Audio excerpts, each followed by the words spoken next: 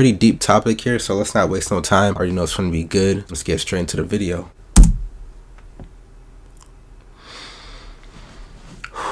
R.I.P.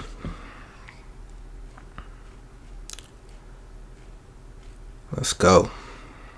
So you know what I've been doing? Going through my address book and crossing out the dead people. You do that? That's a lot of fun, isn't it? Gives you a good feeling. Kind of gives you a feeling of power. A superiority to have outlasted another old friend. But you can't do it too soon, you know? You can't do it too soon. You can't come running home from the funeral and get the book out, you know. You can't do that. A little time has to pass. You have to let a little time go by. I have a rule of thumb, 6 weeks. If you're a friend of mine and you're in my book and you die, I leave you alone for an extra 6 weeks. 6 extra weeks in the book on the house, it's on me.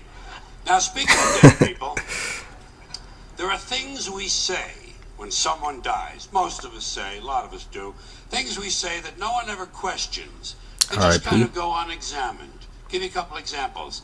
After someone dies, the following conversation is bound to take place, probably more than once. Two guys meet on the street. Hey, did you hear? Phil Davis died. Phil Davis? I just saw him yesterday. Yeah. Didn't help. He died anyway. Apparently, the simple act of your seeing him did not slow his cancer down. In fact, it may have made it more aggressive. You know, you could be responsible for Phil's death. How do you live with yourself? Damn. Here's another thing they say after a death. This is usually said to the surviving spouse. Listen, if there's anything I can do, anything at all, please don't hesitate to ask. What are you going to do, a resurrection? This ain't the fucking New Testament, you know. You know what you tell a guy like that who wants to help? Oh, fine, why don't you come over this weekend? You can paint the garage. Put him to work. Bring your plunger. The upstairs toilet overflowed and there's shit all over the floor up there. Do you drive a tractor? Good, that'll come in handy. The North 40 needs a lot of attention. Bring your chainsaw and your pickaxe. We're going to put your ass to work. He wants to help? Fuck him. Call his bluff. That'll help for sure. Don't hesitate to ask. The nerve of these pricks.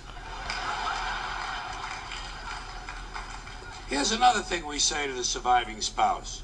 I'm keeping him in my thoughts. Where? Where exactly in your thoughts does he fit? In between my ass hurts in this chair and let's fuck the waitress? Yo, this guy, man. His sarcasm is crazy. What are your priorities? We use a lot of euphemisms when we talk about death, you know? People say things like, you know, I lost my father. Ah, he'll turn up. You gotta stay optimistic with people like that. Give them reason to hope. Have you checked the dumpster out back? They used to like to take a nap in there. Keep it upbeat. Now, there's something else that is said after a death, but this one involves belief, which is where I begin to have big problems.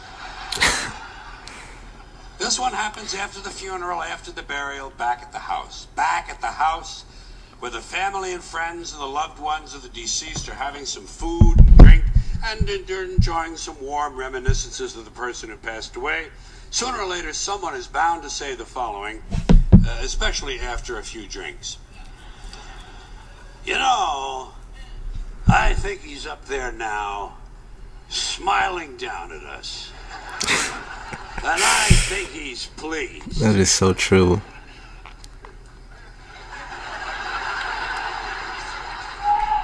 Now, first of all, there is no up there. Man, I love how he talks about serious topics. For people to be smiling down from.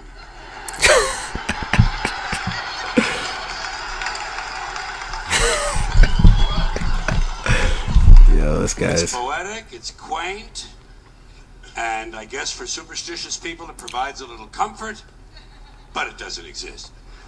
But if it did, and if someone did somehow survive death in a non-physical form, I personally think he'd be far too busy with other celestial activities than to be standing around paradise, smiling down. Damn. Oh my God, yo. On live, people. What kind of a fucking eternity is that? And why is it no one ever says, I think he's down there now? Right? Smiling up at us. Yo, that would be so Apparently cold. it never occurs to people that their loved ones might be in hell. Your parents could be in hell right now. Your parents and your father for sure. Why it was the dad? Shit, hell is full of dads. Full of dads. Even the ones who took you to the ball game. Just for beating the shit out of you once too often. And fucking the neighbor lady.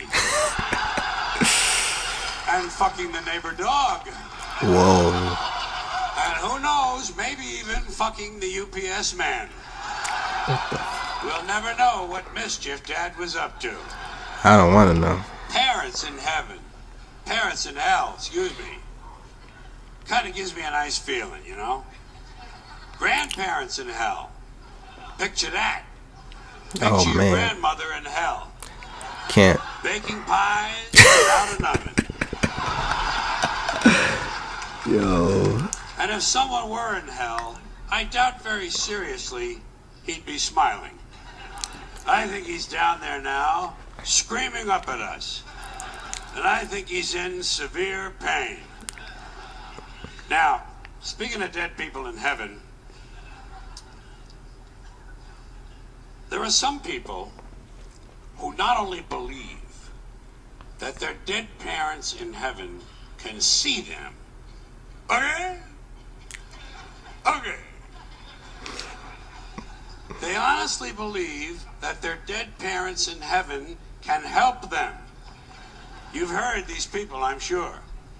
They honestly somehow believe that their dead parents in heaven can intercede with God on their behalf to gain favors for the living. I come from a Catholic home. I heard this shit. Oh, damn. Okay.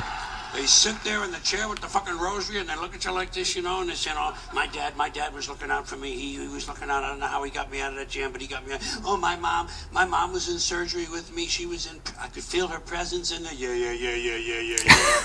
Fine. Stop the cap. The people who die have nothing better to do than to run the heavenly branch of the Make-A-Wish Foundation. Now,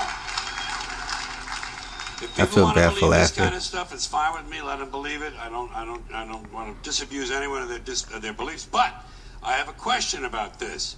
A question that involves logic. Let's suppose it's true. Let's allow the proposition that somehow dead parents in heaven can help their living children. Fine. So, we got a family living on earth, father and mother and 4 kids. Family of 6. Good family, nice family, doing all the right things, having a good time, making all the right moves. And the parents go away on a weekend trip and get killed in an accident. And the children, of course, survive. So now, according to this theory, these 2 people go to heaven and they start helping their 4 living children. Helping them with everything they need. Helping them with their science projects, with their SAT scores. Helping them get a good school and get a nice job and get a promotion and a raise and someone to marry, and they all grow up. These 4 kids now grow up and have children of their own. And let's say that all 4 of these now grown children also die at the same time. Just for the sake of argument. Damn, that's pretty extreme. Let's say there's an explosion at Thanksgiving dinner. And these 4 die, but their children survive because they were seated at the children's table.